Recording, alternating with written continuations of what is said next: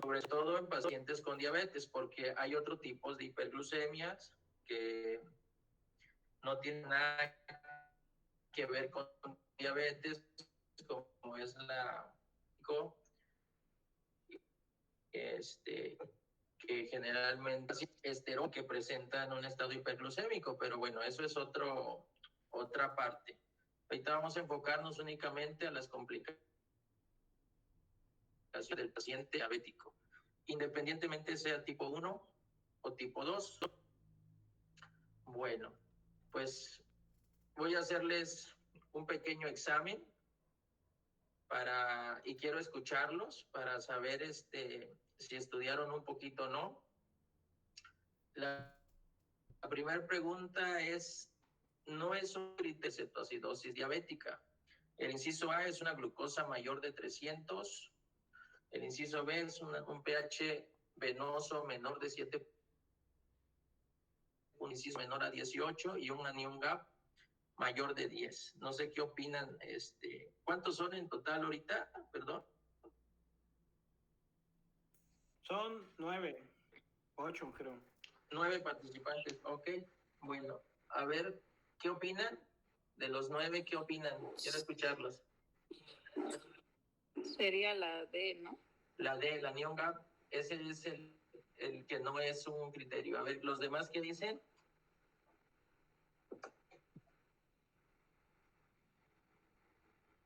Mira, yo lo que quiero es que participen. Si se equivocan, pues no hay problema. Para eso es la plática, para que aprendamos y al final recuerden estas preguntas y con facilidad puedan responderlas. Así que se vale equivocarse. Sería la D. La D, ok, ya van 2 con D. ¿Y los demás qué opinan? También te pueden contestar por el chat. Ok, le doy, bueno. Ahí ven.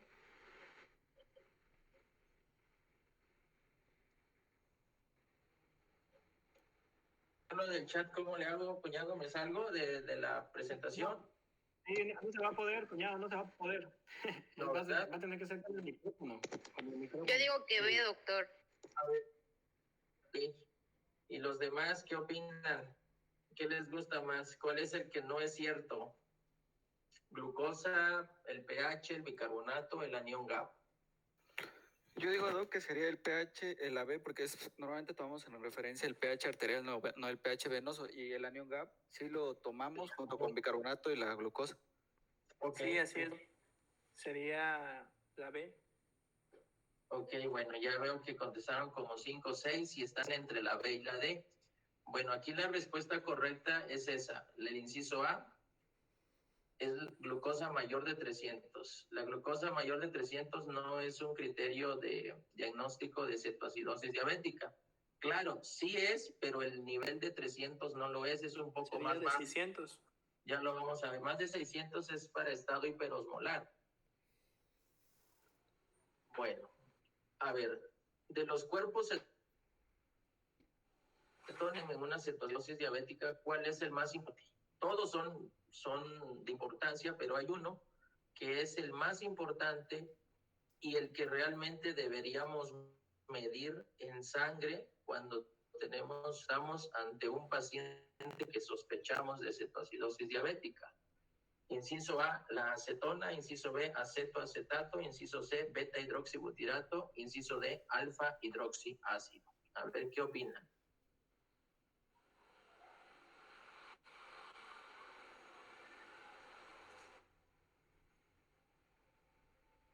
A ver, de los cuerpos cetónicos, a ver, recordando bioquímica, ¿cuál es el más en una cetoacidosis?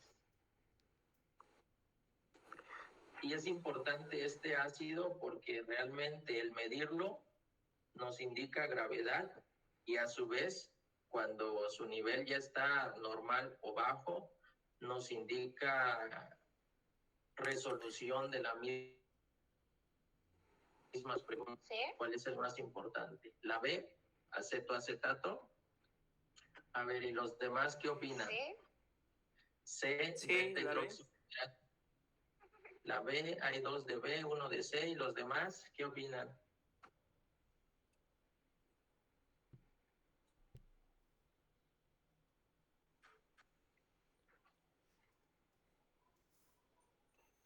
Yo digo que la B y la C, cualquiera de los dos son La B y la C, ok, bueno. opción.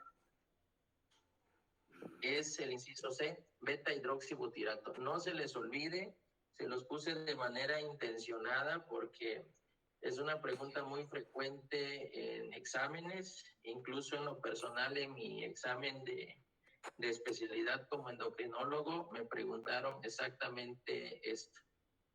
Y no dudo que se lo puedan preguntar en un ENAR, cuál de los 3 cuerpos cetónicos es el más importante en una cetoacidosis. Y bueno, ahora ya saben que es el beta hidroxibutirato. ¿Ok? Ok. Bueno, son criterios de gravedad para los pacientes, pues tienen que llegar por urgencias, pero llega un momento en el que ustedes que van a estar en contacto con estos pacientes van a decir, bueno, yo creo que este paciente ya no debe estar aquí, ya tenemos que trasladarlo a una terapia intensiva. ¿Por qué? Porque se puede complicar. Entonces, ese es parte del criterio médico que ustedes van a ir adquiriendo. Pero en una cetoacidosis diabética o incluso en un estado hiperosmolar, es importante que ustedes sepan criterios de gravedad para decir en que va a dar este paciente a una. Y obviamente, ni pretextos en una terapia al presentar ustedes un paciente con estas condiciones. Todos son criterios, excepto uno. El inciso A es la osmolaridad mayor de 350. El inciso B, una TA sistólica más de 90. Inciso C, uresis menor de 0.5 mililitros kilo hora o un Glasgow menor de 12 puntos. La B. La B. ¿Y los demás qué opinan? La B. La B. Ok. Ah, Bueno, efectivamente el inciso B es el excepto, ¿no? El excepto es el inciso B, la TA sistólica. De hecho, ahorita van a aprender más de 10 criterios de gravedad para que un paciente con estado hiperosmolar o cetoacidosis sea manejado en una terapia intensiva. Sí, una pregunta abierta, Carlos.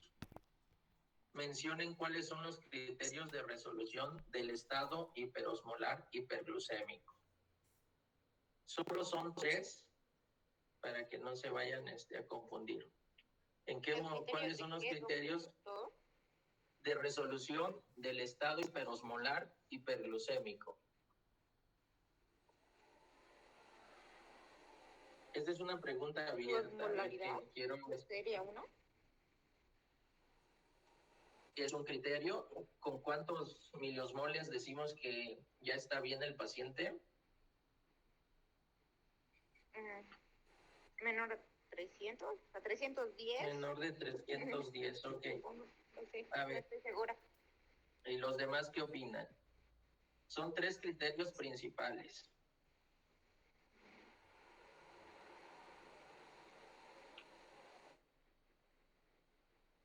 La glucosa también.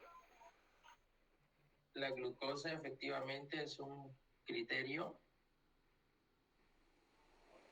sí, pero en valores, porque yo les puedo decir, bueno, este paciente ya está bien, pero tiene la osmolaridad en 320, ¿no?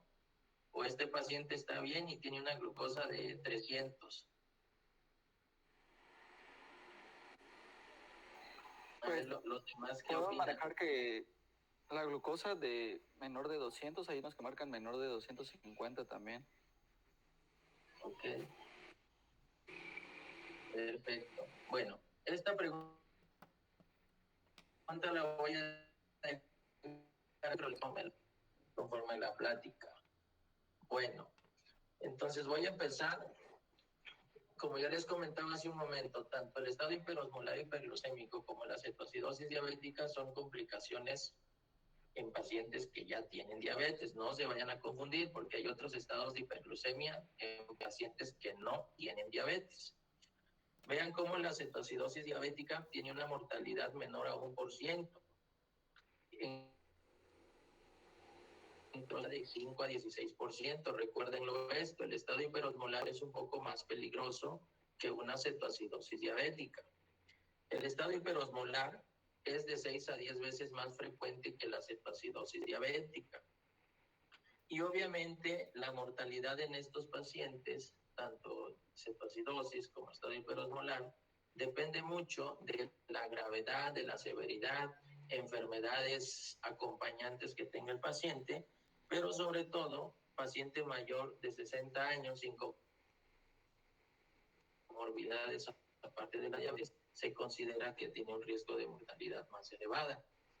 Vean cómo la incidencia de cetoacidosis diabética va del 13 hasta el 80% en diabéticos tipo. La gran mayoría de los diabéticos tipo 1 se dan cuenta que padecen esta enfermedad hasta que debutan con una cetoacidosis. De hecho, es la causa principal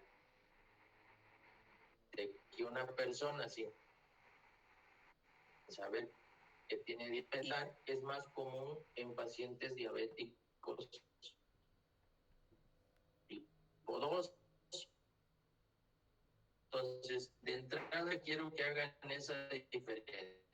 Cetoacidosis diabética más frecuente en el niño y en el incluso a edad de 25 años. Pero pacientes mayores de 40 años. Entonces, de entrada quiero que hagan esta diferencia, porque ante un caso que ustedes tengan y es un niño de 8 o 10 años, pensar principalmente que es cis, y si es una persona más de 40, 50 años, pensar que es un estado hiperosmolar. No les quise meter tanta información acerca de estadísticas. Lo que voy a enfocar más es que ustedes aprendan a manejar una cetoacidosis, que al final de cuentas es lo que le va a salvar la vida a nuestro paciente. Por lo tanto, nada más puse esas 2 diapositivas, un poco de estadística. Es importante recordar que estos estados de hiperglucémicos no vienen solo, se presentan por alguna situación. En diferentes partes del mundo, en cuanto a la cetoacidosis diabética, les van a ser infecciones o la pobre adherencia al tratamiento, de tal manera que ante un paciente con cetoacidosis estamos obligados a buscar un proceso obligado. Las zonas de mayor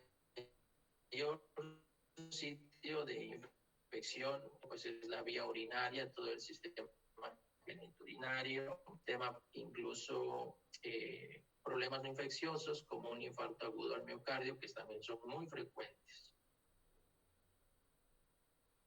La pobre adherencia al tratamiento.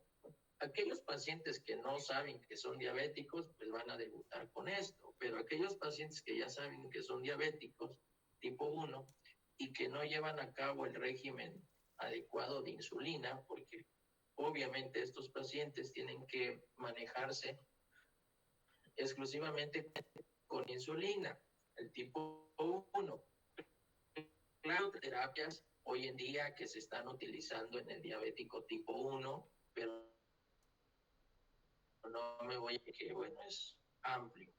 Pero sí existe por ahí 2 fármacos que se están utilizando hoy en día en diabéticos tipo 1, pero lo principal es el uso de insulina. Entonces, ¿qué pasa con estos pacientes? Pues dejan de utilizar su insulina, o bien la dosis que están utilizando de insulina es inadecuada. Importante en la historia clínica preguntarle al paciente si ya conocía que era diabético y si se estaba pegando a su tratamiento o no, y buscar un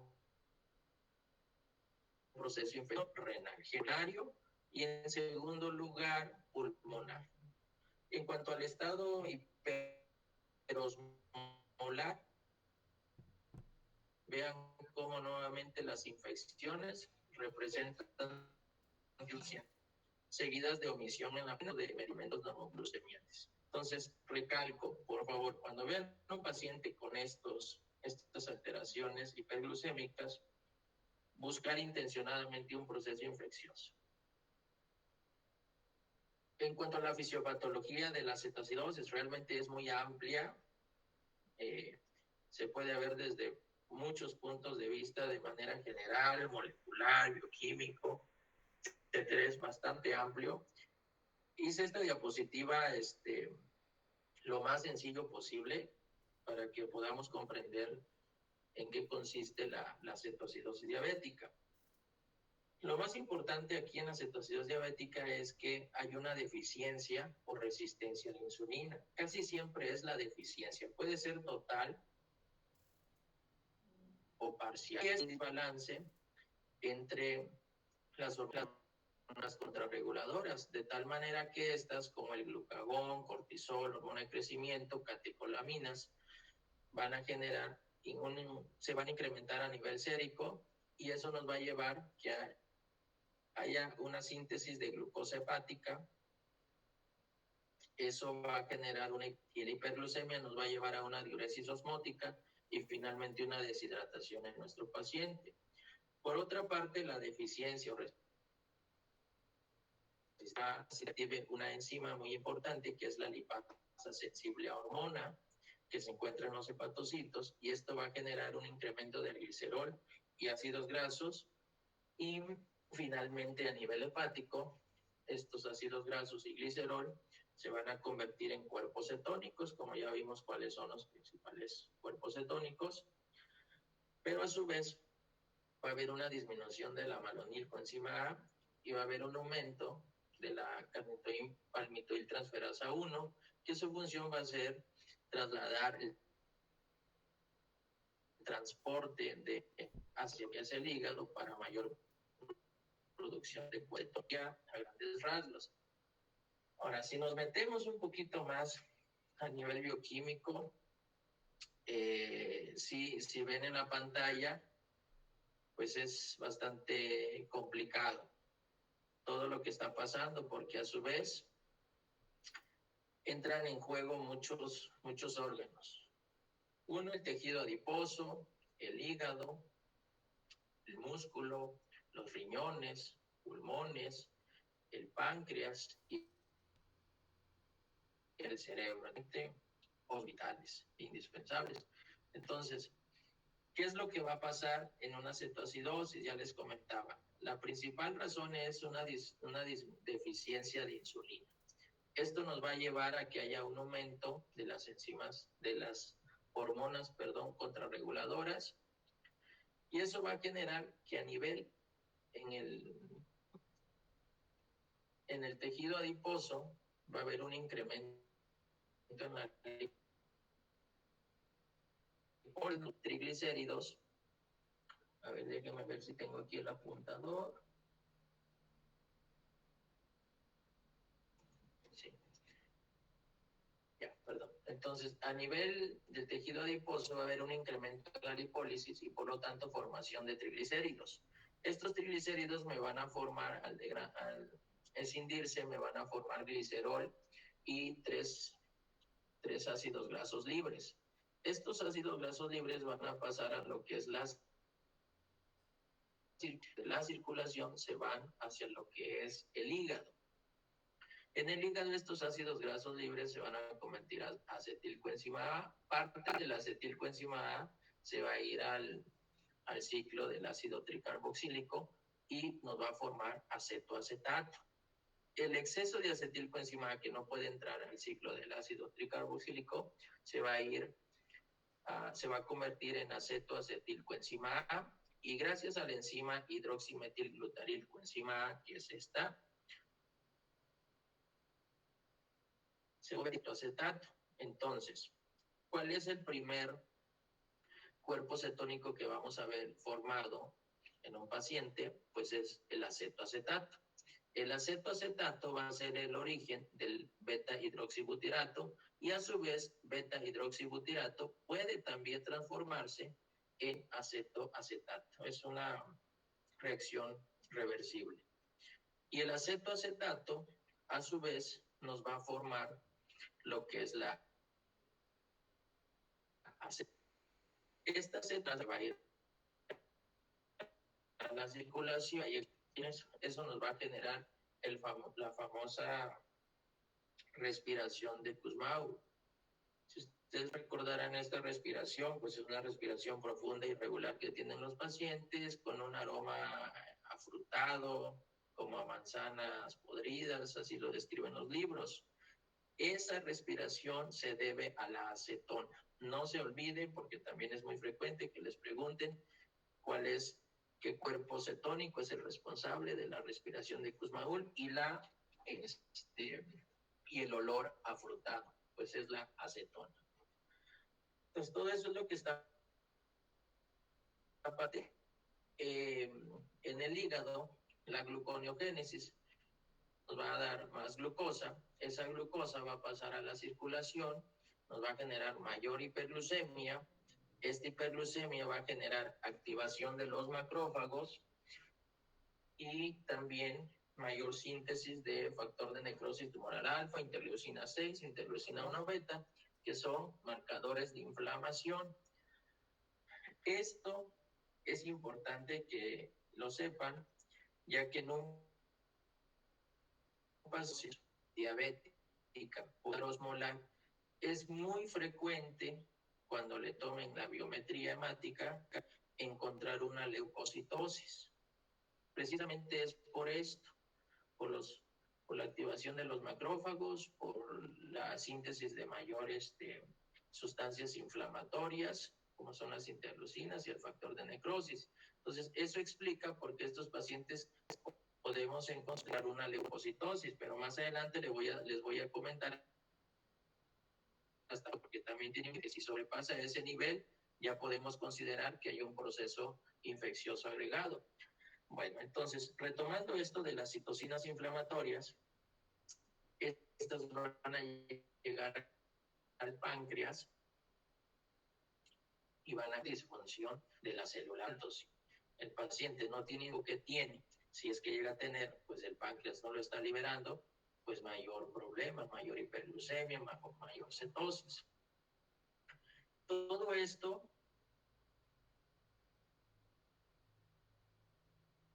hace que y coma. Es importante reconocer las alteraciones del estado neurológico en un paciente con cetoacidosis, porque vamos a ver que parte de la gravedad depende de cómo escula el acetilcoenzima A, que va a entrar al ciclo del ácido tricarboxílico, y todo eso nos va a llevar a mayor producción de cuerpos cetónicos. Por otra parte, a nivel renal, pues vamos a ver que las cetonas, hablamos de las tres, nos va a generar una polisintemia y finalmente un estado de deshidratación y estado hiperosmolar. Y todo eso va a condicionar, obviamente, mayor acidosis, mayor deshidratación, y todo eso lo vamos a ver a nivel cerebral. Si se fijan, casi todas las líneas van a terminar en el cerebro. Disfunción endotelial cerebral. Les quiero que recuerden eso porque el estatus neurológico es importante en un paciente en estas complicaciones. Bueno, espero haya quedado un poco más claro la fisiopatología. Les comentaba que es bastante amplio. Ahora, ¿qué pasa en el estado hiperosmolar hiperglucémico? La realidad es que casi es la misma. Incluso vamos a encontrar pacientes con estado hiperosmolar que al momento de hacerle las pruebas de cetonas o al tomar una gasovenosa, encontramos una acidosis metabólica. Pues es muy común los estados mixtos y sobre todo en aquellos pacientes que tengan otros factores agregados como son una insuficiencia renal, consumo de drogas, consumo de alcohol, pudiéramos encontrar un estado mixto. Pero en cuanto a la fisiopatología, les comentaba, como pueden ver en la diapositiva, en el estado hiperosmolar, lo que más predomina es una diuresis osmótica, por eso el paciente hay una resistencia a la insulina que aún siendo menor nos va a generar estado de hiperglucemia, va a haber un estado de glucogenólisis y gluconeogénesis, y también en estos pacientes vamos a encontrar un incremento de las hormonas contrarreguladoras y activación de las citocinas proinflamatorias que ya comentamos previamente. Entonces, si se fijan, la fisiopatología casi es la misma, lo único es que los cuerpos cetónicos van a estar en niveles más bajos, más contrarreguladoras, pero casi es lo mismo. Ahora, en cuanto al cuadro clínico, vean, realmente es muy similar entre cetoacidosis y estado hiperosmolar. A nivel visual, voy a empezar por la parte de arriba. Generalmente el paciente tiene visión borrosa, ve lucecitas, ve chispitas, es muy común. Hay mucha acción de las alteraciones en la visión, cambio de la presión intraocular. Otros mencionan que puede ser el mismo estado de deshidratación, que haya una disminución de líquido a nivel ocular y que eso nos va a generar las alteraciones visuales, pero lo que sí se sabe es que sí aparece en esta manzana podrida, producto de la acetona a nivel pulmonar en pacientes con cetoacidosis. Pues el paciente puede estar letárgico, incluso en estupor, incluso a nivel, si medimos cetonas, posiblemente encontremos si es cetoacidosis, va a haber glucosuria, obviamente. Algo aquí bien importante en glucosuria. El umbral de glucosuria es 180, o sea, en un paciente sano que no es diabético, 180. Después de 180, un paciente entre comillas sano ya empieza a eliminar glucosa. Sin embargo, en un paciente diabético, el umbral de glucosuria es arriba de 220 miligramos. Por lo tanto, si ustedes ya tienen un diabético y le piden un nego por lo que gusten, buscando alguna infección, no más, independientemente si se lo reportan en buses o en cantidades, ustedes ya se pueden dar una idea que ese paciente, por lo menos a nivel sérico, está arriba de 220. No se les vaya a olvidar. Si hay glucosuria en un diabético, por lo menos ese diabético a nivel central tiene más de 220 miligramos por decilitro de glucosa. Intestinal, va a reportar el paciente náuseas, vómito. En un paciente hay ciertas diferencias en cuanto al cuadro clínico, que también quiero que le pongan mucho énfasis, porque esto también nos va a ayudar a determinar, sin tener los estudios, saber si el paciente cuadra más para una cetoacidosis o para un estado hiperosmolar. El agudo generalmente son horas.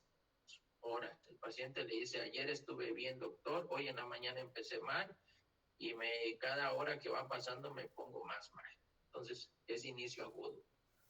Es más común en diabético tipo 1, es más común en niños y adolescentes, Y vean, los síntomas gastrointestinales son importantes, como cuáles, principalmente náuseas, vómito y dolor abdominal. Importantísimo. De hecho, en la diapositiva, un paciente con cetoacidosis hasta el 40-70% puede debutar con un dolor abdominal que nos puede hacer confundir como un abdomen agudo. Vean, aquí quiero recalcarles algo. Un paciente que con cetoacidosis, sospecha de cetoacidosis, y ustedes ya llevan entre 12 y 24 horas bajo tratamiento puesta, y el paciente que le duele el estómago sigue vomitando, están obligados a descartar una patología abdominal. ¿Sí? No se confíen, porque normalmente cuando los síntomas pueden llegar, créanme, como un abdomen agudo, y yo he visto muchos que les han hecho una LAPE para buscar qué tienen y realmente no encuentran nada, una LAPE blanca. Ya cuando se hacen todos los estudios, ya se detecta que no era un problema metabólico. Entonces, tengan en consideración eso. Si un paciente con cetoacidosis llega con dolor abdominal y ustedes ya tienen entre 12 y 24 horas de manejo y no funcionó, no se le quitó, busquen otra cosa, ¿sí? No se confíen.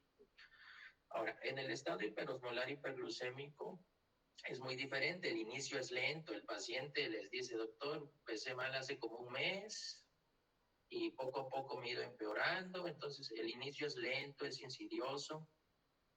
Es más común en pacientes con diabetes tipo 2, más común en adultos, sobre todo arriba de 40 años.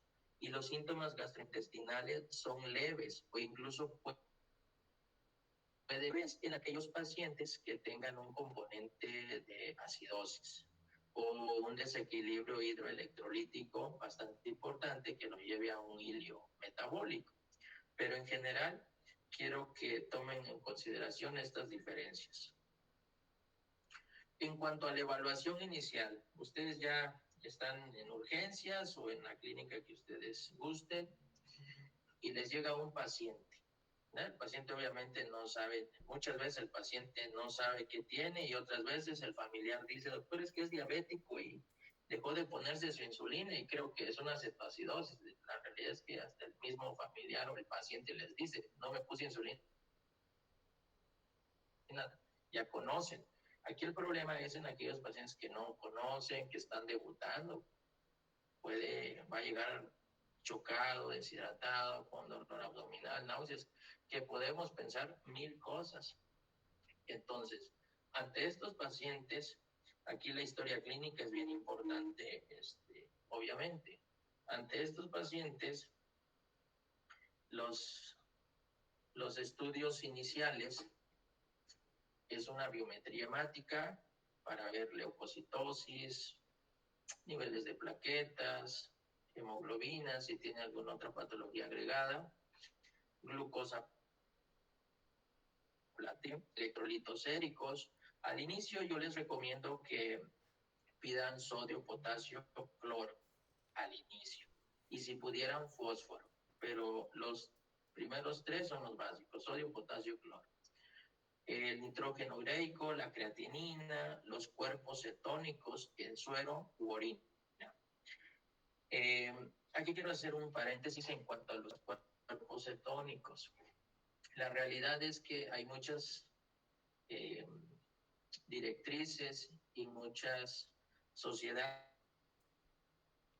en donde había más que se midan cuerpos cetónicos en suero. Parece ser más que tienen mayor exactitud al momento de medirlos que en orina, ya que en orina pueden haber ciertos fármacos, por ejemplo, los ISGLT2, algunos antiepilépticos que pueden generar presencia de cuerpos cetónicos falsos. Incluso los IECAS, captopril, ramipril, son de los más frecuentes que podemos encontrar cuerpos cetónicos y el paciente no puede tener esta patrón de mención por el fármaco que está tomando. Entonces, por eso se opta que los cuerpos cetónicos sean mejor en suero, séricos. Ahora, de los 3 cuerpos cetónicos, ya les mencionaba en una pregunta, el principal es el beta-hidroxibutirato, que la realidad, si se pudiera medir, sería el mejor. Lamentablemente, es raro hacerlo.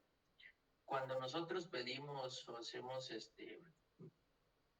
pedimos cetonas en sangre o en suero, los dos cuerpos cetónicos que se miden es la acetoacetona, la acetoacetato, perdón, y la acetona. Son los 2 cuerpos cetónicos. Y el principal es el beta-hidroxibutirato. Entonces, para medir el beta-hidroxibutirato, hoy en día ya hay un dispositivo, Style Optium, es el único dispositivo a nivel mundial que mide los cuerpos cetónicos capilar. Prácticamente es como hacer un dextroxis, le pican el dedo del paciente y en automático le den 30 segundos con la tira reactiva de cuerpos cetónicos, les mide el beta-hidroxibutirato. Eso sería lo ideal, más que medir cuerpos cetónicos en sangre o en orina, medir directamente el beta-hidroxibutirato, ¿sí? Pero si no se tiene, pues ni modo, tenemos que echar mano de lo que tenemos. Es el pH venoso o arterial. Por ahí al inicio un compañero mencionó que el excepto era el pH arterial. Hoy en día se considera que el pH venoso es mucho mejor que el pH arterial, porque realmente no vamos a ver ningún problema de oxigenación, a menos obviamente que el paciente tenga una neumonía, ¿verdad? O un problema respiratorio cardiovascular, que pues nos ayude más un pH arterial que venoso, pero para un paciente común, pues el mejor es el pH venoso. Y obviamente un análisis de orina, pues ahí nos va a reportar si hay proceso infeccioso. Recuerden que a nivel geniturinario, entonces estos estudios son los básicos, son los de, como decimos, de cajón, de entrada para todo paciente. Una vez que ustedes ya tengan estos, pues ya vamos a proceder a clasificar a nuestro paciente, más bien a diagnosticarlo y a clasificarlo para saber la ruta terapéutica que vamos a llevar. Entonces, ya con todos estos estudios, ustedes tienen que calcular la osmolaridad efectiva. No se vayan a confundir porque hay otro tipo de osmolaridad, pero aquí la que nos saca, y ven la fórmula que es sodio por 2 más glucosa entre 18 y lo normal va de 280 a 295. Claro, varía con las bibliografías, pero en promedio les puse este rango. Posteriormente tienen que calcular el anion gap, ya también se los comentaba en una pregunta cuál no era un criterio. El anion gap es importante, como pueden ver ahí está la fórmula y lo normal va de 6 a 10. Esto nos va a ayudar con estas 2 fórmulas que ustedes hagan y ya teniendo todos los estudios, ustedes ya van a poder decir, este paciente o encaja a que es un estado hiperosmolar con estas 2 sencillas fórmulas. Hay otras fórmulas útiles al momento de evaluar estos pacientes. Ya les mencionaba el anion gap, la osmolaridad plasmática, el sodio corregido por glucosa, también es importante, no se les olvide, porque esto es un error muy frecuente al momento de ver sus pacientes que no hacen la corrección del sodio por la glucosa. Fórmula de aprender, lo que yo les puedo comentar es muy sencillo, es que por cada 100 miligramos de glucosa por arriba de 200, incrementen 1.6 el sodio. Esa es la manera más sencilla y sale exactamente igual que la fórmula que ustedes están viendo. Otra cosa importante es calcular el déficit total de agua y bueno, también la corrección del potasio durante la acidemia. Al mayor acidosis, el potasio se encuentra descendido. Entonces, estas fórmulas, por favor, las deben de tener, que son bien importantes. ¿Vamos bien hasta ahorita? ¿Todo bien? ¿Me Sí, escuchan? Doc. Sí, todo bien. ¿Alguna duda, alguna pregunta? Si quieren me puedo regresar si les quedó alguna duda o algo, porque ahorita ya vamos a estar en lo pesado, que es el día, ¿no? Creo que porque han habido unas cosas nuevas, de hechas y otras publicaciones nuevas, un poquito el tratamiento de estos pacientes. Pero quiero ver si todo bien hasta el momento. Sí, Doc. ¿Todo bien? Sí. Si tienen dudas, me pueden interrumpir con todo gusto y salimos juntos de esa duda. Bueno, ahora sí, chicos, en las preguntas, por ahí criterios diagnósticos, falta lo de las 4 preguntas que les hice, una contestaron bien. Espero que hasta el momento ya se hayan resuelto por lo menos 2 preguntas, ¿verdad? El cuerpo cetónico más importante creo que ese ya está resuelto. Ahora, en cuanto al diagnóstico, aquí vamos a resolver las otras 3 preguntas. Vean. En cuanto a la cetoacidosis diabética, los criterios de glucosa en plasma arriba de 250 miligramos decilitro. Lo que ustedes ven a un lado, el de 13.9 significa milimol. Un milimol es igual a 18 miligramos de glucosa. Si ustedes multiplican 13.9 por 18, les va a dar 250. Nada más que aquí está en milimoles, pero aquí se los puse en una cantidad conocida, 250.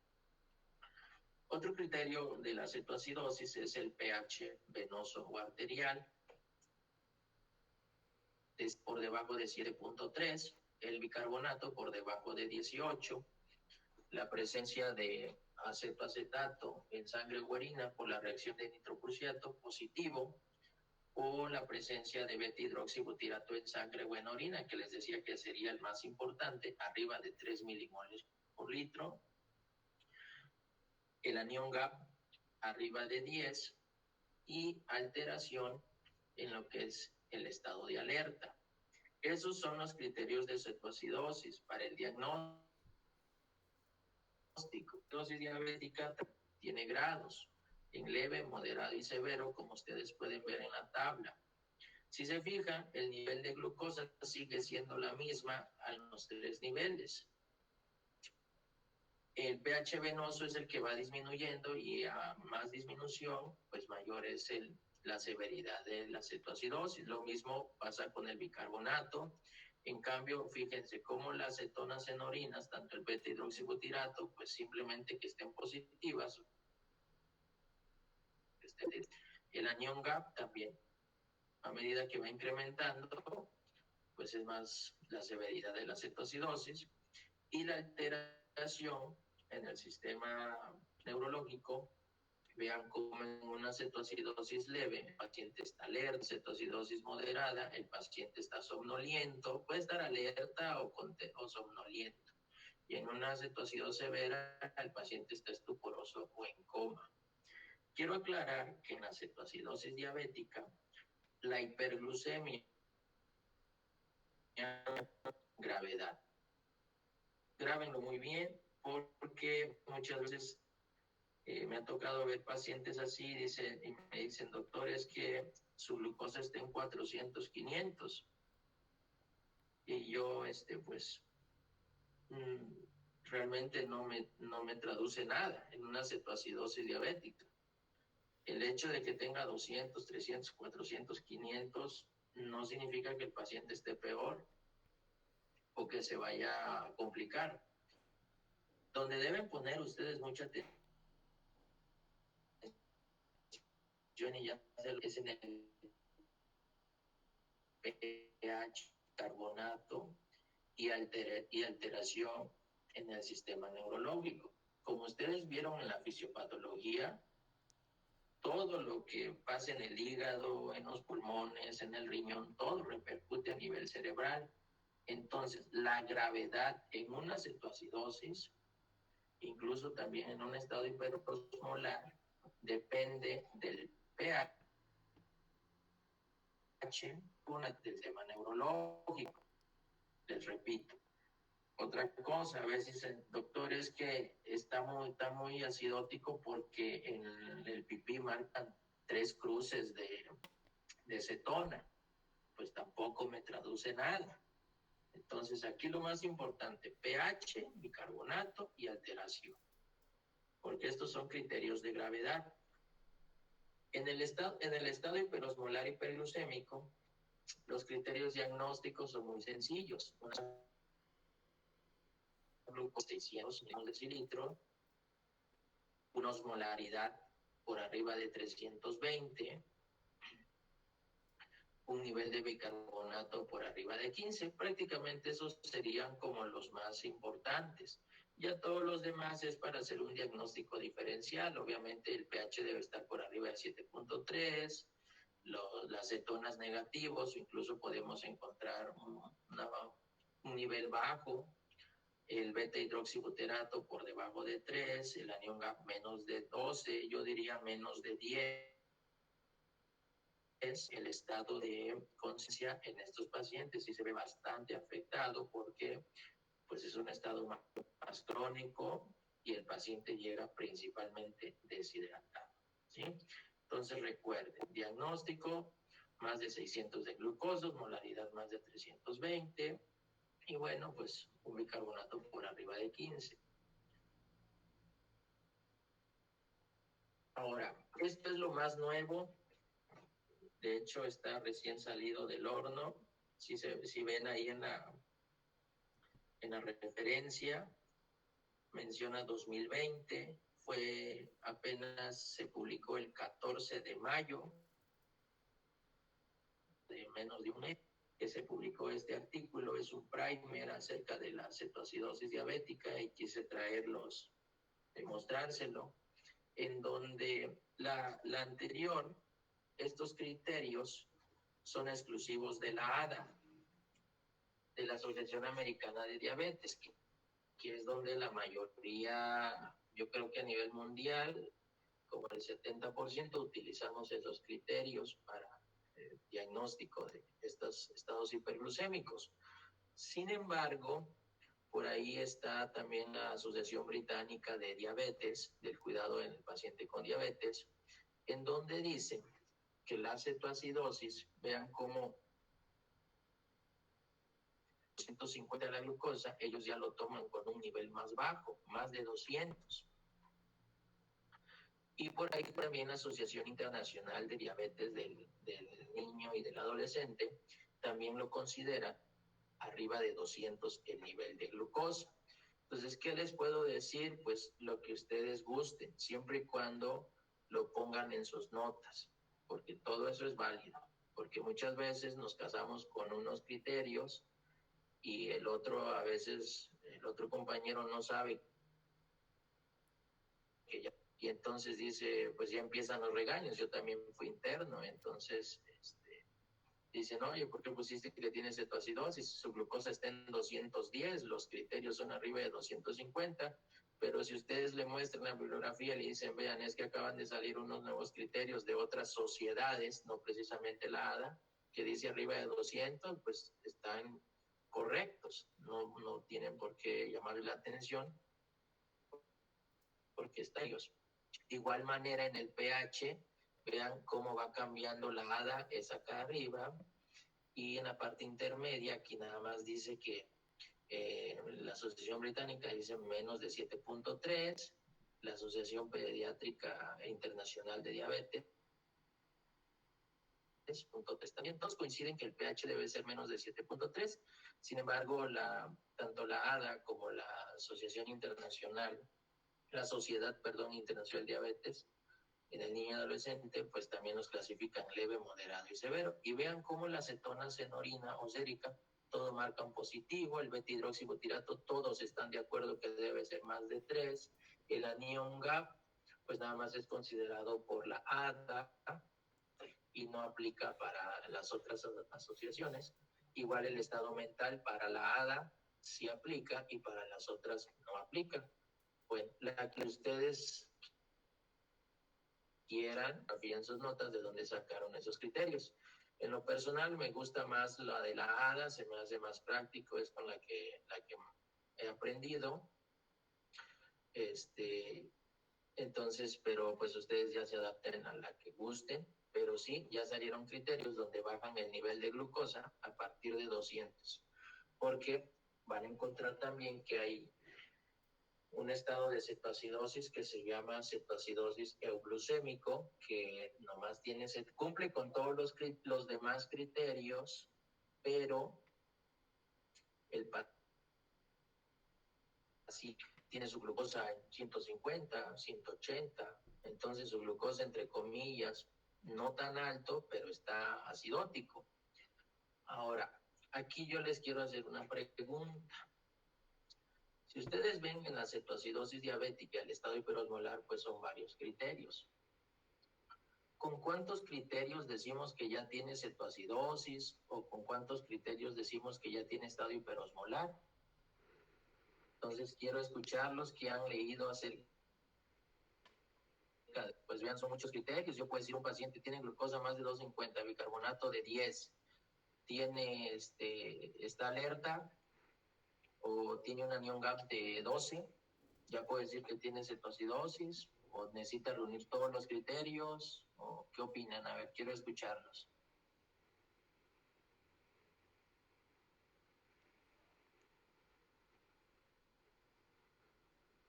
¿Sí me escuchan?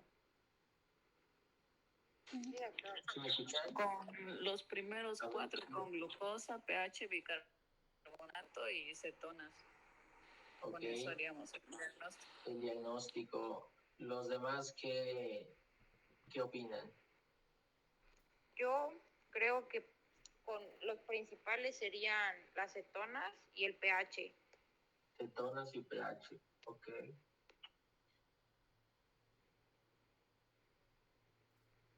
Opinan, a ver, porque son 8, no tengo entendido, así que quiero escuchar a los demás. Se van a equivocarse, no sé por qué.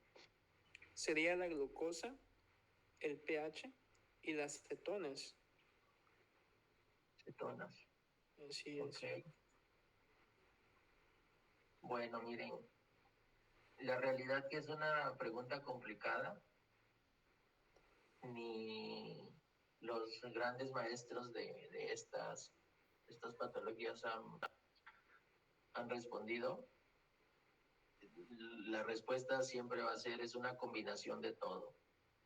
Entonces, todo tiene un peso. No les puedo decir con 1, 2, 3 criterios ya es.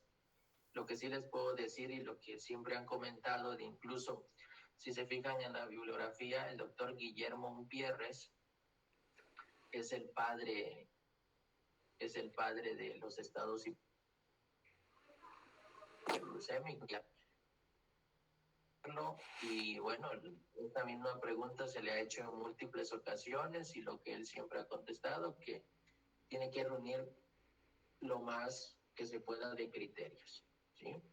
Así que no hay un criterio mayor, menor, ni decir 2 de 3, 3 de 4, 5 de 6, no. Se tiene que reunir lo que más, el mayor número de criterios para hacer el diagnóstico. Ahora, en estado hiperosmolar, ahí sí no hay duda. Glucosa más de 600 y más de 320. Con esos dos es más que suficiente. ¿De acuerdo? Ahí sí no hay duda. Pero en cetoacidosis diabética tienen que reunirlo más de criterios porque, bueno, hay muchas causas de acidosis metabólica que no tienen nada que ver con glucosa. Bueno, entonces, a continuar. Creo que aquí ya se resuelven los criterios diagnósticos. Ahora, con esta diapositiva vamos a resolver la otra pregunta, que eran criterios de gravedad.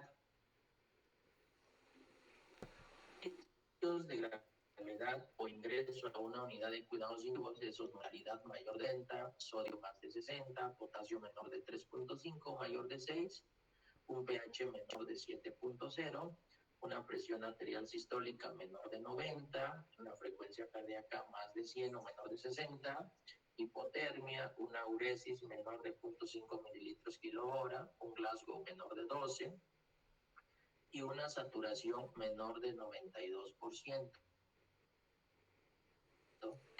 Si ustedes, desde la primera evaluación que hagan a su paciente, detectan cualquiera de esas a la exploración o cuando ustedes tengan los estudios en mano, pues con toda confianza pueden presentar estos pacientes a una unidad de cuidados intensivos y tienen que ser manejados. En teoría deberían de ser manejados quien cumpla con un solo criterio. No, aquí sí no hay de que necesito 2, 3, 4. Con un solo criterio que tenga de estos, necesita ir a cuidados intensivos. O sea, en la vida, en el mundo ideal, recuerden, debería irse a terapia intensiva, pero ya sé que en el mundo real las cosas son muy diferentes y muchas veces los dejamos incluso en una cama como estrecha, pero la realidad es que debería ir a una terapia. Algo importante también que se me estaba pasando aquí es la PAM, la presión arterial media, también es un criterio de gravedad adicional cuando esté por debajo de 60, sobre todo, porque pues ese paciente puede hacer una lesión renal aguda por hipoperfusión, ¿de acuerdo? Bueno, ahora vamos a entrar. ¿Quedaron claros aquí los criterios diagnósticos, los criterios de con el tratamiento?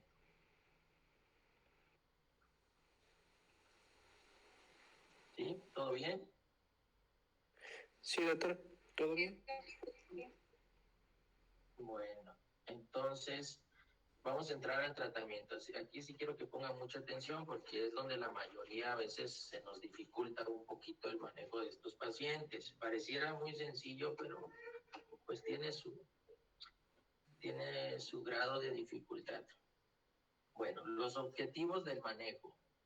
Restaurar el volumen circulatorio y la perfusión tisular. Generalmente estos pacientes llegan chocados o muy deshidratados. Corrección de la cetogénesis, que es importante porque esto nos va a generar mayor edema cerebral. Corrección del desequilibrio hidroelectrolítico. Resolución de la hiperglucemia. Mejorar el estado neurológico. Corregir posibles causas subyacentes. En causas subyacentes me refiero a avisos, ¿sí? O un infarto agudo del miocardio o alguna otra situación que tenga el paciente. No se les olvide, esto es importante. Ahora, les voy a presentar en esta diapositiva el esquema de manejo más actualizado. Esta publicación es nuevamente el doctor Guillermo Gutiérrez, como le digo, él es el padre de todo esto. Lo publicó en el 2016.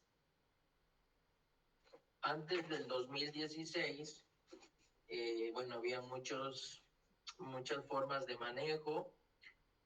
Medicina interna tenía su propio esquema de manejo, endocrinólogos otro esquema de manejo, y bueno, entonces había como por ahí un conflicto. Pero en el 2016, pues el doctor Gutiérrez, pues él se publicó en la Asociación Americana de Diabetes, pues un esquema bastante completo, no porque sea endocrinólogo, pero créeme, está bastante completo a comparación de otras pautas terapéuticas. Esta diapositiva me parece muy, muy buena, porque es en resumen todo lo que tienen que hacer. Vean. ¿Qué hay de nuevo del 2016 a la fecha? Lo nuevo es que antes creíamos que todo paciente todo paciente con cetoacidosis, independientemente de la gravedad, tenía que someterse a un esquema de insulina intravenoso, es decir, infusión continua. Del 2016 y sobre todo en el 2017 se reafirma en un artículo publicado en la revista de Norteamérica por el mismo doctor Gutiérrez y colaboradores, donde reafirma que el paciente, lo nuevo es que el paciente con cetoacidosis diabética leve y moderado puede ser manejado con insulina subcutánea. Sí, eso es lo nuevo. Antes creíamos que todos, independientemente leve, moderado, severo o grave, y B. Hoy en día no. El que es leve y moderado en la cetoacidosis se puede manejar con toda confianza con bolo subcutáneo. Y hay mucha evidencia del 2016 a la fecha donde es exactamente igual la resolución de la cetoacidosis poniéndolo contra un paciente con infusión. Eso es lo nuevo. Ahora, un paciente con cetoacidosis diabética severa o grave y paciente con estado hiperosmolar es obligado usar terapia insulínica intravenosa, ¿sí?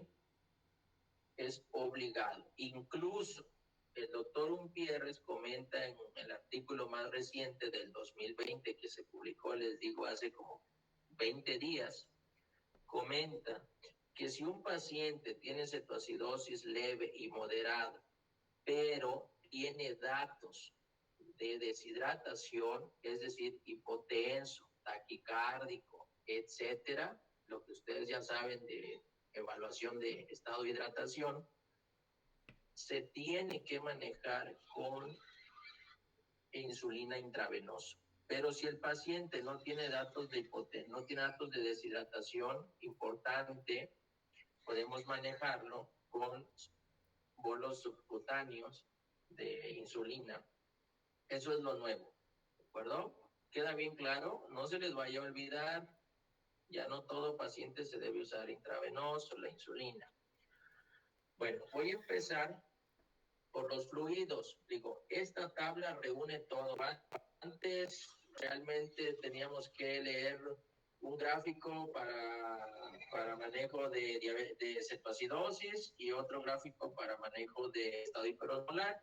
Hoy en día, este es el resumen donde se unifica todo. Ahora, en cuanto a los fluidos, se recomienda que el paciente se le debe administrar cloruro de sodio o solución salina, comúnmente lo conocemos, al 0.9%, entre 500 a 1000 mililitros por hora durante 1 o 2 horas. Eso va a depender su ojo clínico, cómo vean al paciente, calculando obviamente el déficit de agua, también viendo comorbilidades, no se les olvide, porque si un paciente es nefrópata y le pasa mucho líquido, pues va a salir contraproducente. Un paciente que tenga insuficiencia cardíaca por la causa que sea, también va a salir contraproducente. Entonces tengan cuidado, o sea, estos son guías, dicen cómo lo vamos a hacer, pero al final de cuentas ustedes son los que van a estar frente al paciente y van a decir, no, este paciente es cardiópata, es renal o es hepatópata, se me va a encharcar, comúnmente decimos, nos vamos suave con los líquidos.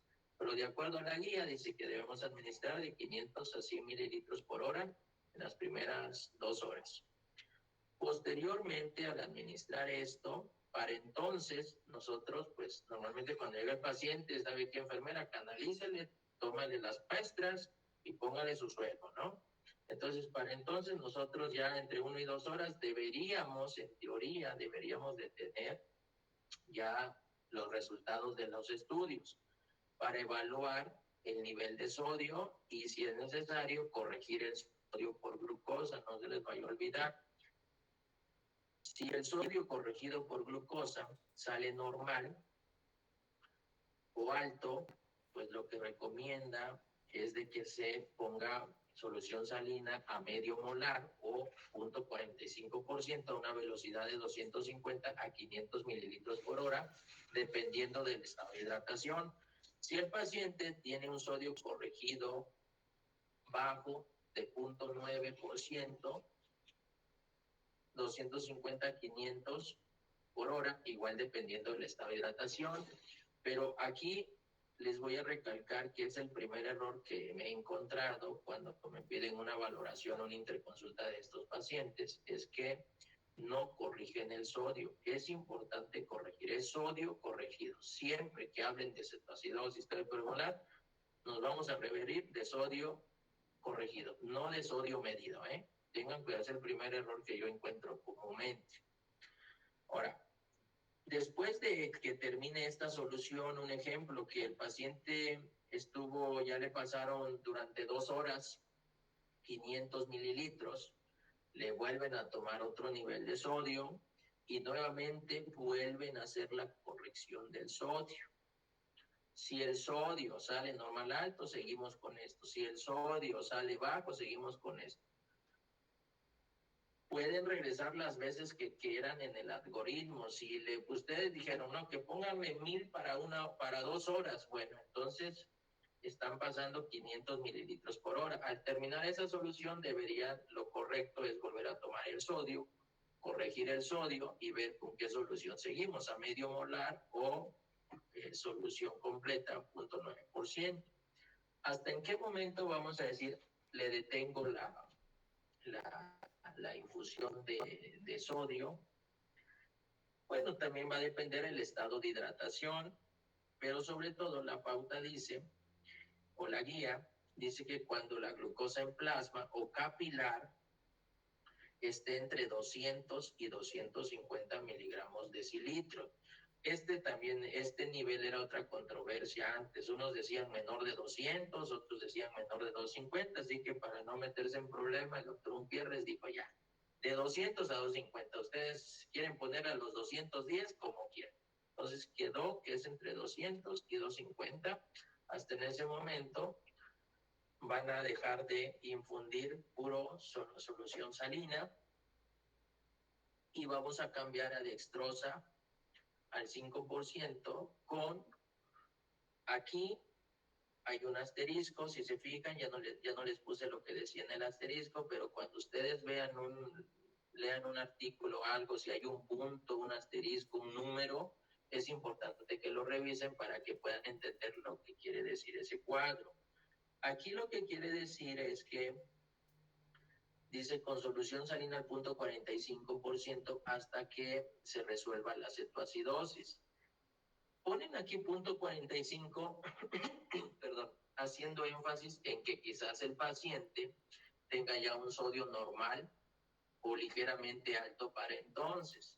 Sin embargo, si el paciente llegara a tener un sodio corregido todavía bajo, cuando esté en 200, 250, podemos poner solución glucosada al 0.9%, pero realmente es rarísimo, les soy sincero, normalmente cuando el paciente ya está entre 200 y 250 su glucosa, lo que se tiene que poner es una solución a medio molar, al 0.45, que es sencilla de preparar, 500 mililitros de fisio más 500 de agua inyectable, ya tienen su medio molar.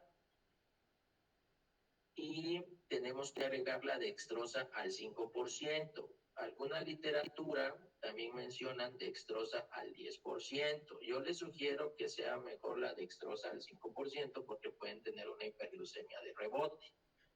Entonces, mejor la glucosa al 5%. ¿Cómo van a hacer esto? En Y. Por favor, en Y. No vayan a querer mezclar de que hacer una solución de glucosa, ponerle fisiológico, porque ha pasado que al sodio le quieren poner su hipertón ahí en la misma bolsa, eso no es. Los americanos le llaman la técnica del two-back, o sea, de 2 bolsas, pues nosotros le decimos en Y o en doble vía, o sea, es una vía y conectamos el otro. Entonces, así es la manera adecuada. Por favor, no es, y tampoco le vayan a poner por un brazo el glucosado y por el otro brazo el fisiológico, al menos que quieran ser muy invasivos con el paciente. Pero no, aquí lo que se recomienda es en Y, ¿de acuerdo? Entonces, hasta ese momento, cuando tenga 200, 250, ya ustedes van a poder agregar glucosa al 5% y la solución fisiológica casi siempre es al medio molar, dependiendo del sodio. Doctor, Diga. ¿podría repetir cómo es en Y? Sí, mira, haz de cuenta que tu paciente ya tiene la venoclisis Ajá. Y y en la venoclisis tú le estás pasando, casi siempre tenemos ahí chorreando el fisiológico, porque es con la solución que iniciamos. Pero cuando ya vemos que el paciente está en 200 y 250, entonces agregamos dextrosa al 5%. Solución glucosa, pues. En Y, si te has fijado en la venoclisis, la Y lo vas a conectar en donde generalmente las enfermeras pasan los medicamentos, el otro puertecito que queda libre, Ah, sí, sí, sí. Ya, que ya, trae ya. como si fuera caucho. Ah, bueno, Entonces ya. ahí lo conectas en Y. Digo que esta técnica los americanos le llaman two bags, o sea, de 2 bolsas. Para nosotros es en Y. ¿Sí? Ah, bueno, Entonces, sí lo esto es entendí, gracias. importante, porque también, qué bueno que lo preguntas, porque es otro error que me he encontrado también, que no saben hacer ese switch de la glucosa con el sodio.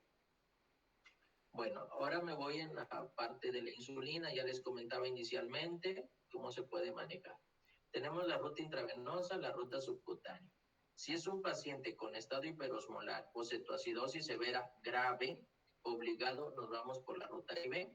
Es un manejo, es un bolo de 0.1 unidad kilo inicial, seguido de una infusión de 0.1 unidad kilo. O sea, es muy sencillo. Si mi paciente pesa 80 kilos, pues le vamos a poner un bolo de 8 unidades y vamos a calcular 8 unidades de insulina por hora, y así lo vamos a poner en las indicaciones. Ahora, aquí la guía menciona que cuando ya estemos en infusión de 0.1 kilo hora, tenemos que checar la glucosa capilar a cada hora o a cada 2 horas. Esto va a depender también de la gravedad del paciente, puede ser hasta incluso 30 minutos. Les puedo decir que a cada hora está bien. Cuando la glucosa llegue a estas cantidades de milimoles, que más o menos son, déjenme calcular, 1 por 18, 200. Cuando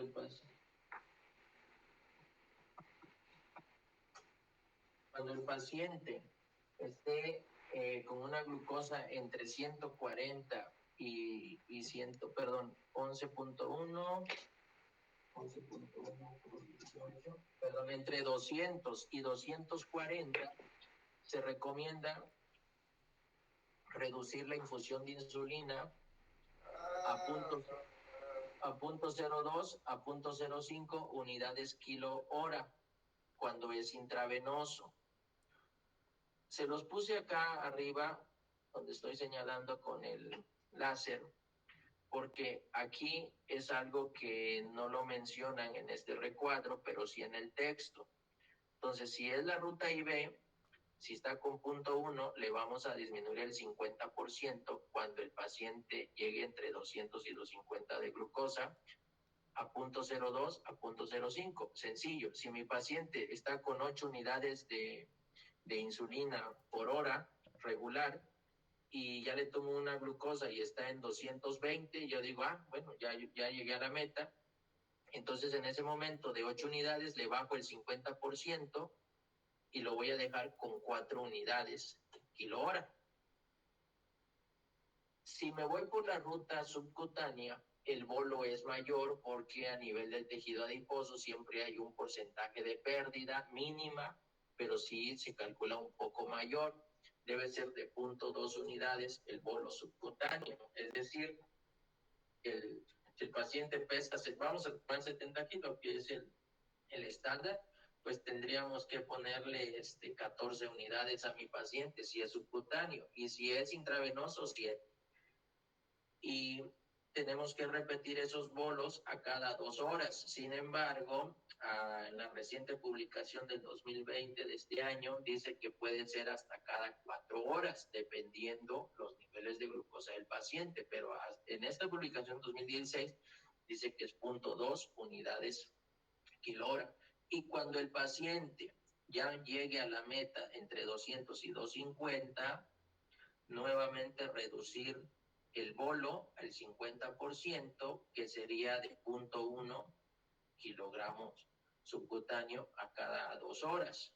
Entonces, si se fijan, cuando ya logremos la meta, no se les vaya a olvidar, 200 a 250 de glucosa es el momento de hacer cambio en líquidos y cambio en la velocidad de infusión de insulina. El objetivo con la insulina es mantener una glucosa entre 140 a 200 miligramos de decilitro. Ese va a ser nuestro objetivo. Entonces, cuando el paciente ya esté entre 140 y 200, ya podemos empezar a planear la transición de la glucosa intravenosa a una subcutánea. Y si el paciente ya está con subcutáneo, pues ya no tenemos que planear nada, simplemente tendríamos que calcular la dosis de insulina que le toca para ese día y para el resto de los días. Pero considerando que estamos en una ruta intravenosa, ¿qué tenemos que hacer para decir este paciente ya le vamos a quitar la infusión y vamos a empezar con su insulina subcutánea? Bueno, 1, la glucosa debe estar entre 140 y 200. 2, el paciente tiene que estar alerta. Acuérdense que el sensorio es bien importante, se los dije en cetoacidosis que es fundamental. Entonces tiene que estar alerta, despierto, consciente, todo lo que quieran de funciones mentales superiores al 100%. Y que sea capaz de comer el paciente. Si reúne estas características, que pueda comer, que esté despierto, que la glucosa esté bien, que ya se haya resuelto la cetosis, ahorita vamos a ver otros criterios, que no tenga desequilibrio electrolítico, etcétera. Entonces podemos decir, este paciente está listo para cambiar a la insulina subcutánea de la intravenosa. ¿Cómo se hace este cambio? Miren, hay muchas maneras de hacer déjeme ver si traigo. Hay muchas maneras de hacer este cambio. Va a depender del tipo de insulina que ustedes utilicen. En la mayoría de los libros y del 2016 para atrás dicen que la infusión se debe mantener durante 2 horas, 1 o 2 horas después de haber aplicado el bolo de insulina y que el paciente haya comido. Es decir, sencillo. Bueno, ya el paciente está en metas, ¿sabe qué? Ya está su comida, su plato de comida en su mesa.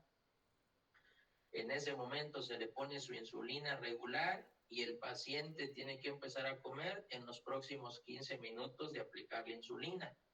Entonces le ponemos su insulina subcutánea, el paciente empieza a comer y la infusión de insulina intravenosa todavía debe continuar hasta 2 horas después de que come el paciente. ¿Por qué 2 horas? Por el postprandio, para ver si no me va a hacer una hiperglucemia o una hipoglucemia reactiva. Entonces tenemos que esperar.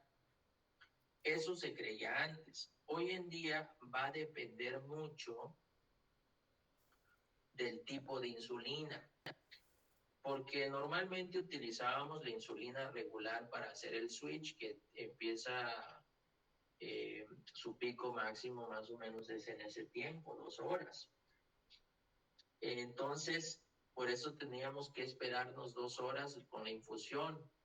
Pero, por ejemplo, hoy en día contamos con insulina ultra rápidas, como son Lispro, Aspar, Glulicina, que en cuestión de 5 o 10 minutos ya están haciendo efecto. Entonces, si nosotros llegáramos a usar esas insulinas nuevas, se modifica.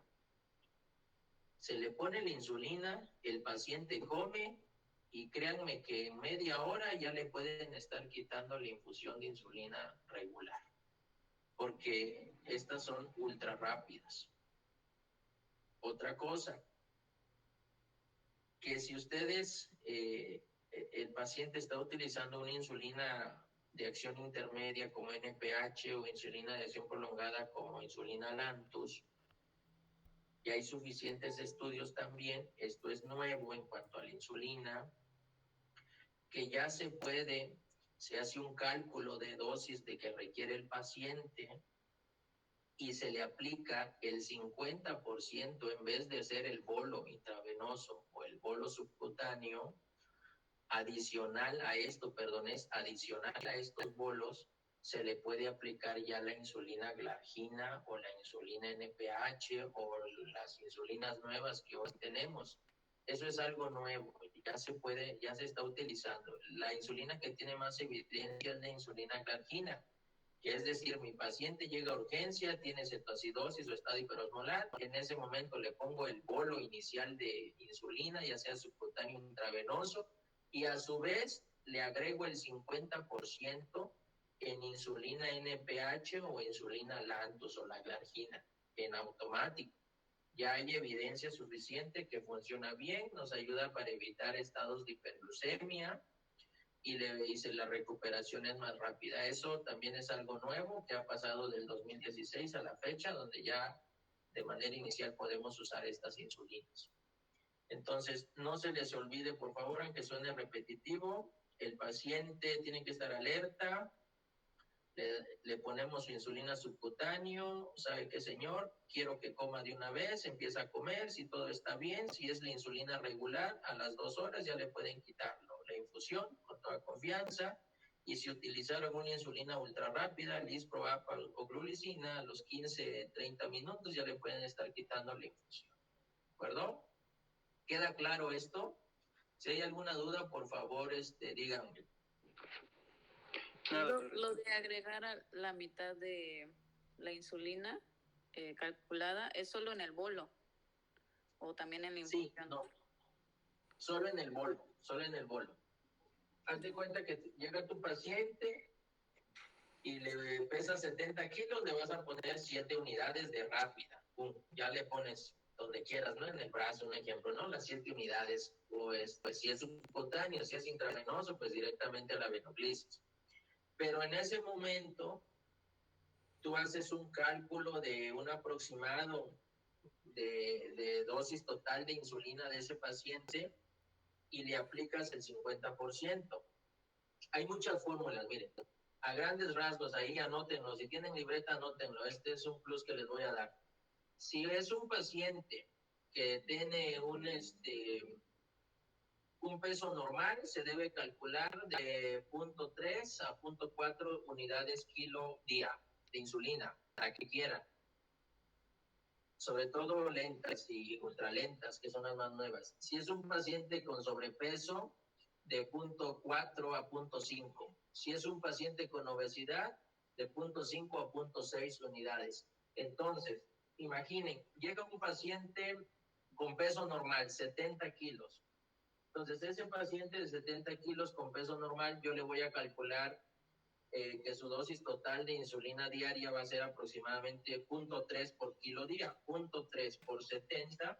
Entonces, ese paciente tendría que ponerse 21 unidades de insulina al día. Entonces, ya está el paciente en urgencias, le pongo el bolo que le toca de 70 kilos, serían 7 unidades.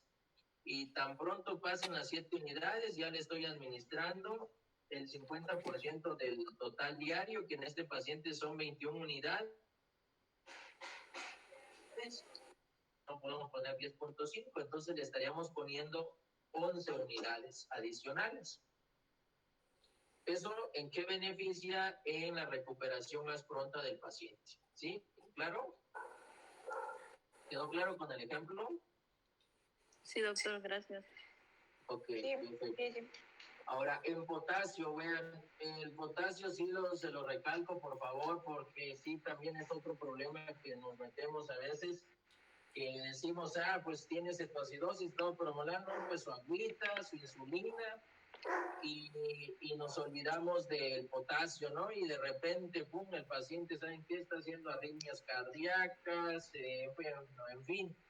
Y entonces hasta que se acuerdan del potasio y dicen, no, pues cuánto está el potasio, en cuánto salió, y a veces ni lo toman el potasio, y sería peor error. y se dan cuenta, no, pues que el paciente tenía 3 de potasio desde que llegó y todavía ya le pasamos insulina, pues más hipocalemia. Recuerden que la insulina genera que el potasio se vaya al espacio intracelular y por lo tanto a nivel sérico esté disminuido. Ese es un problema gravísimo. Puede fallecer su paciente si no están atentos al potasio. Entonces, esto que está acá del potasio en esta línea es lo que se creía en el 2016, pero no me voy a detener en esto porque les traigo lo más nuevo. Esto es lo del 2020, lo de hace 15, 20 días publicado. Estas son las guías de reemplazo de potasio. Dice que si el paciente tiene un potasio de 3, menor de 3, por favor no le pongan insulina. No le pongan insulina. Lo van a poner muy crítico a ese paciente, ¿sí?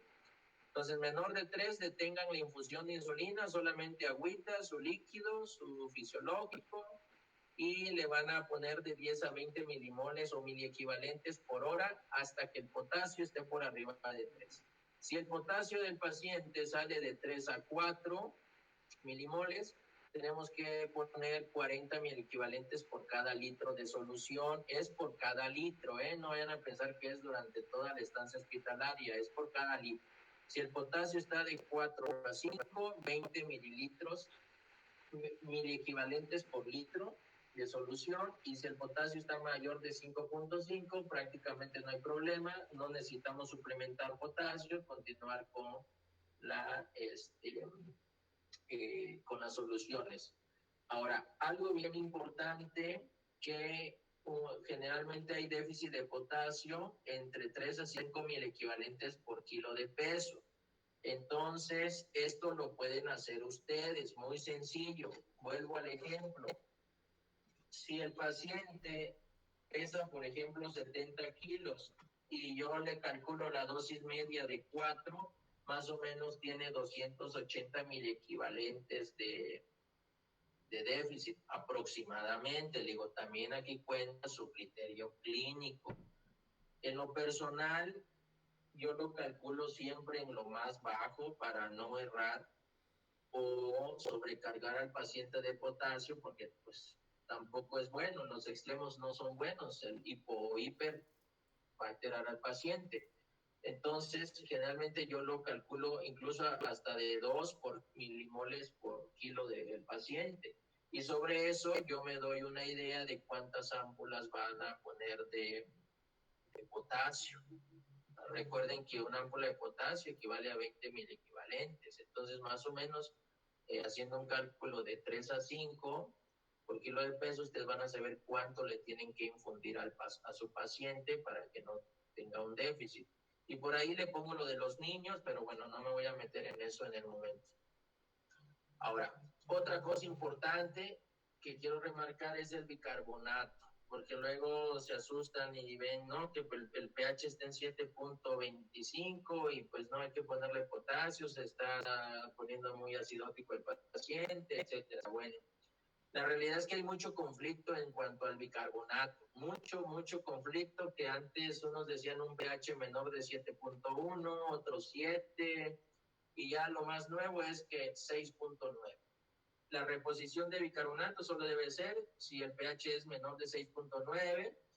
¿Por qué? Porque esto puede generar mayor hipocalemia y edema cerebral. Así que el decir, póngale bicarsodio, 30, 40 ámpulas de bicarsodio, que comúnmente a veces decimos a la enfermera, pues nos va a generar mayor edema cerebral. Entonces tengan mucho cuidado, mucha cautela con el bicarbonato.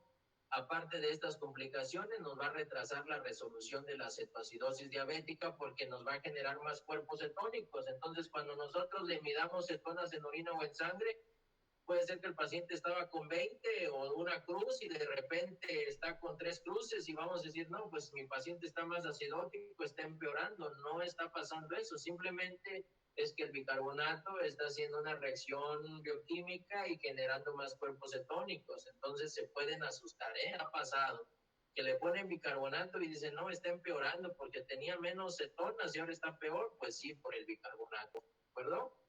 Si en un momento dado necesitan poner bicarbonato, se administra de 50 a 100 milimoles en 200 a 400 mililitros de fisiológico o agua, dependiendo del sodio, hasta que el pH esté por arriba de 7. No ofrece ventajas en la mejoría de resultados o el índice de recuperación de hiperglucemia y cetoacidosis. Entonces tenga mucho cuidado con el bicarbonato. Ahora, otro electrolito bien importante es el fósforo, que tampoco lo volteamos a ver, sobre todo en estado hiperosmolar o en cetoacidosis, porque decimos, bueno, ¿para qué? Si pues el fósforo, ¿qué, no? Es importante porque de igual manera el fósforo, casi todos los pacientes llegan con una hipofosfatemia, ¿sí? Por producto de la misma deshidratación. Acuérdense que también el fósforo puede actuar como un buffer, entonces también puede haber esta situación de hipofosfatemia.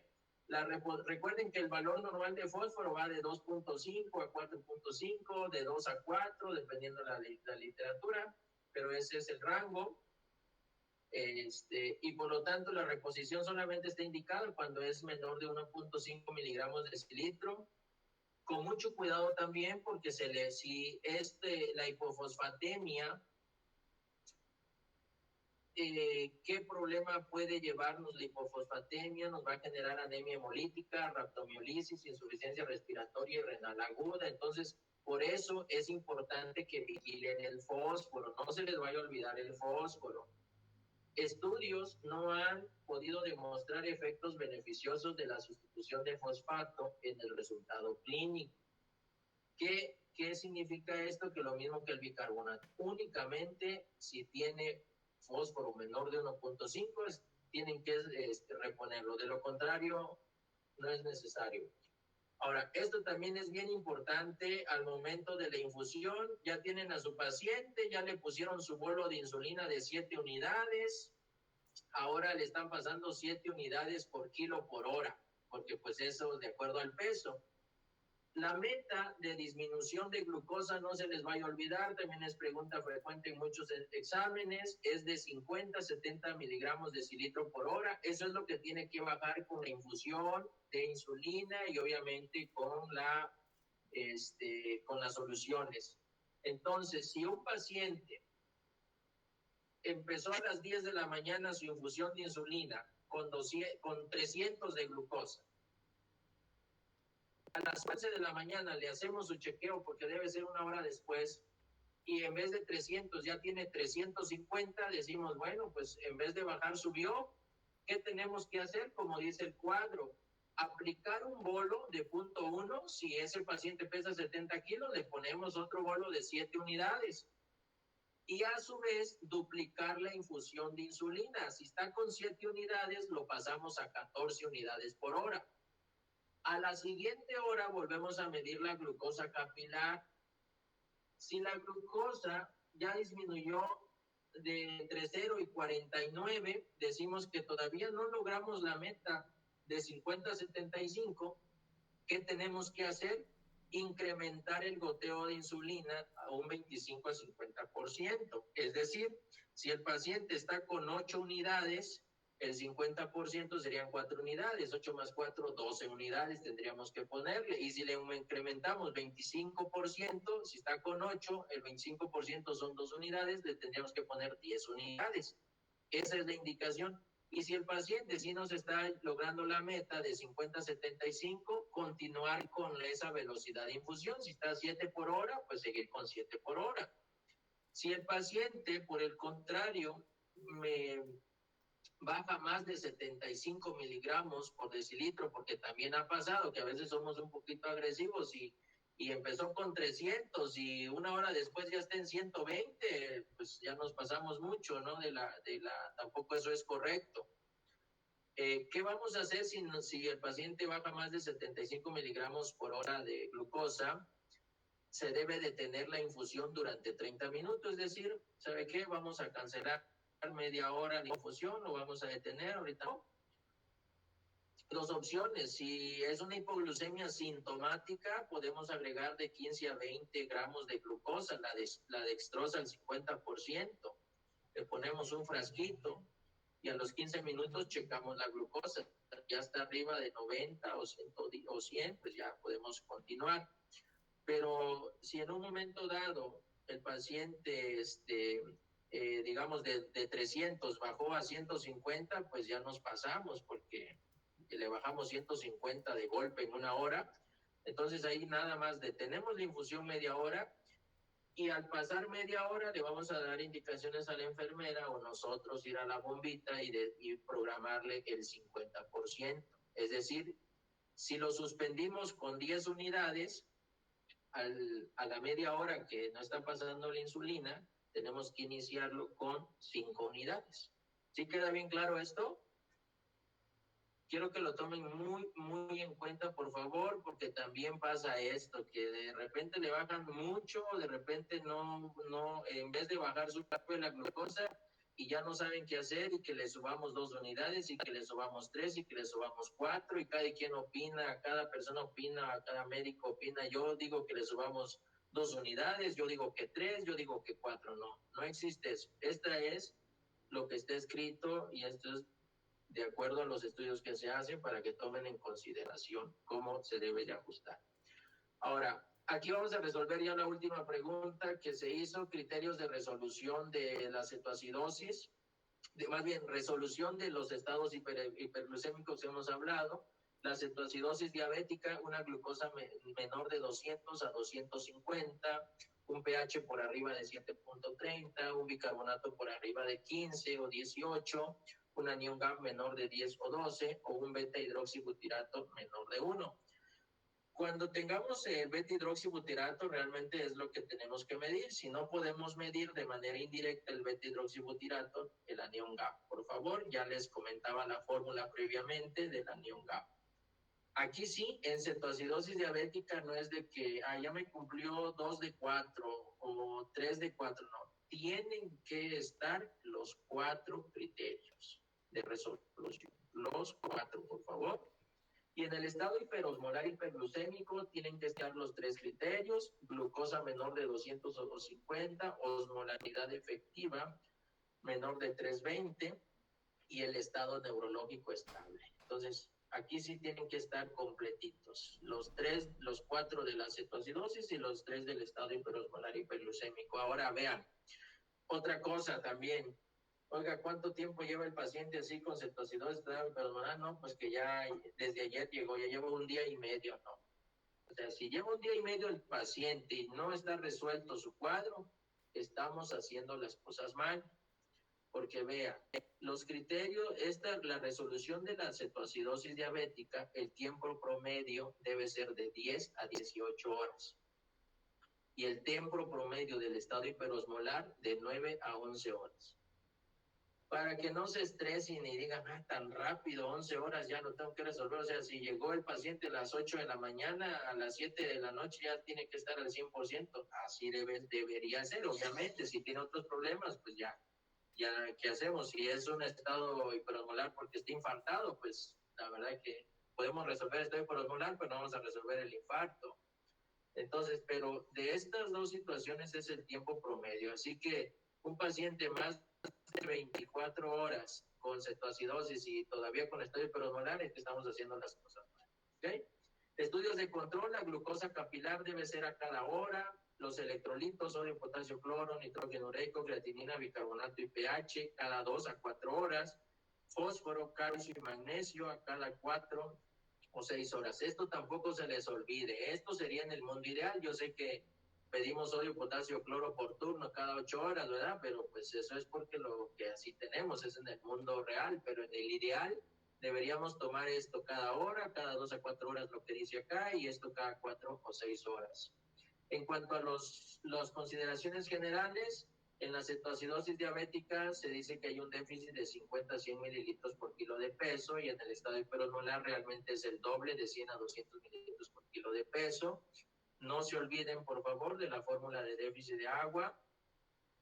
Otra cosa, la insulina, no se les olvide que nos reduce la gluconeogénesis hepática, disminuye hipólisis y cetogénesis. Esto es importante.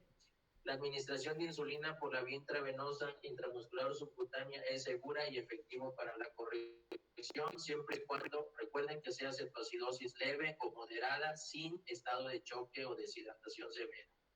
La infusión de insulina se debe continuar en los pacientes con estado hiperosmolar hasta que la alteración neurológica sea corregida o el paciente obviamente esté alerta. Y el uso subcutáneo de análogos de insulina de acción rápida, administrada cada 1 o 2 horas, son eficaces, tanto como el uso de la insulina regular en los pacientes con cetoacidosis leve y moderada. En cuanto a la transición de la insulina, ya les explicaba cómo vamos a hacer. Aquí el problema que tenemos siempre y seguimos teniendo y seguiremos creo teniendo problema es decir, bueno, ya terminé la infusión de insulina, ¿cuánto le voy a pasar a mi paciente? Ya les di ahorita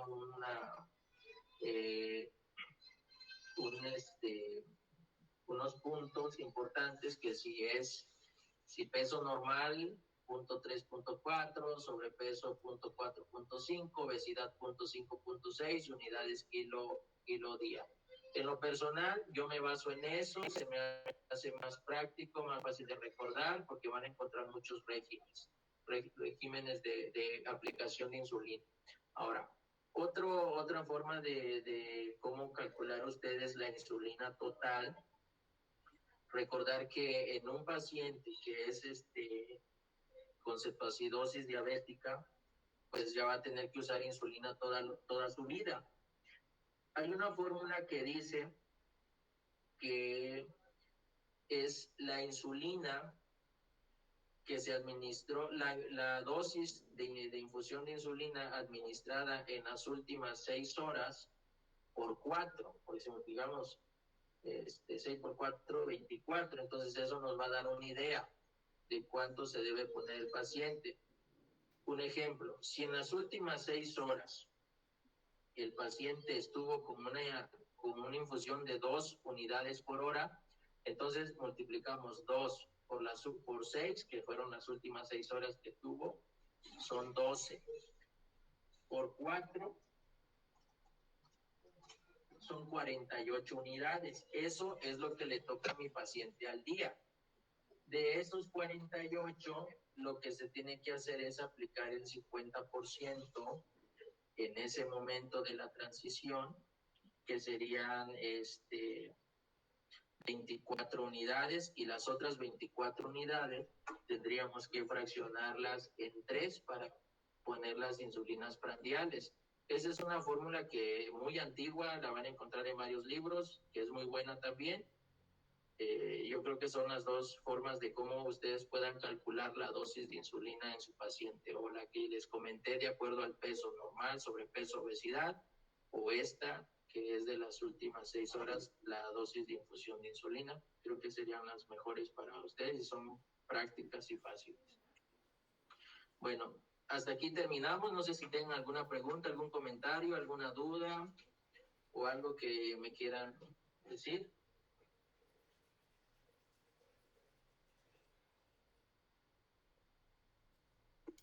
¿Sí quedó claro?